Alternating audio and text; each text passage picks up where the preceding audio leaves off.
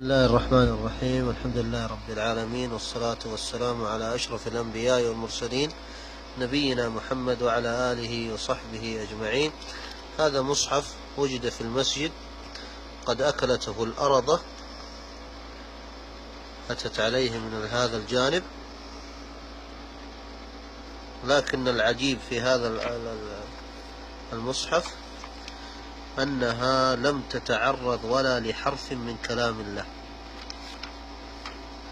انظر، هذا أبعد مكان وصلت إليه. لو فتحنا في هذا المكان نجد في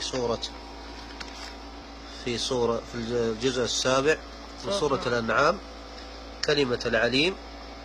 انظر، أتت إلى قرابة الحركة ولم تتعرضها. فهذا حفظ كلام الله سبحانه وتعالى في ورقة. حفظ الله كلامه في ورقة، فكيف بمن حفظ القرآن في قلبه؟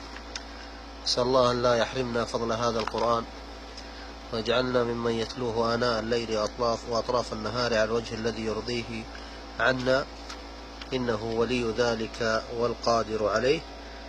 وسبحان الله وبحمده.